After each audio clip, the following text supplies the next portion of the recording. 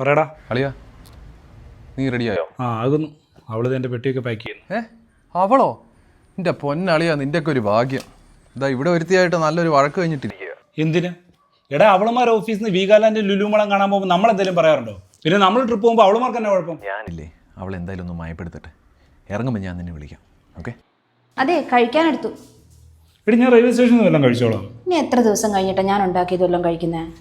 ശരി.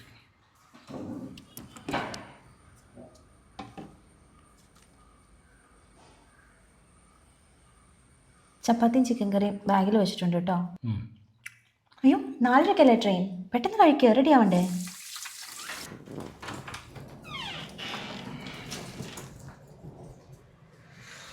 എന്നാ പോയിട്ട് വരട്ടെ.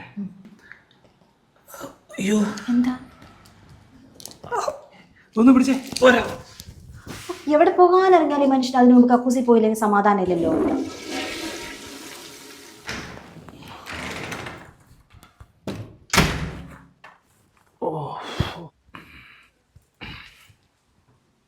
പോയിട്ട് വരാ. അയ്യോ, എന്താ ഇന്നലത്തെ മന്തി ഞാൻ പോരാവേ. അയ്യോ, ഈ മനുഷ്യൻ ട്രെയിൻ മിസ്സാക്കൂ. എന്നടാ, ഇറങ്ങിയോ? ഇല്ലടാ, ഇന്ന് ഇറക്കം നടക്കും തോന്നുന്നില്ല. അതന്നെ വൈഫ് വന്ന അലമ്പാടാ. ബെസ്റ്റ്. എന്നാ വേണ്ട. അവൻ്റെ ഒക്കെ മറ്റേടത്ത് ഓരോ ഭാര്യമാര് അവനെ കൊണ്ടൊക്കെ നിലയ്ക്കെത്താൻ പിള്ളേരായിട്ടാ. ഓ, എന്നാലും എൻ്റെ സോമി. എന്നെ ലുലുമോളും വീഗാലാൻഡ് ഒക്കെ വിട്ടിട്ട് താൻ ഗോവയ്ക്ക് കറങ്ങാൻ പോവാ അല്ലേ? 2 സ്പൂൺ ബിമ്മ ദോശയോടെ കലക്കി തന്നേക്കുന്നേ. ഇന്ന് താൻ ഈ പടി കിടക്കുന്നിരിക്കുന്നു കാണണം. സോമി, എന്തോ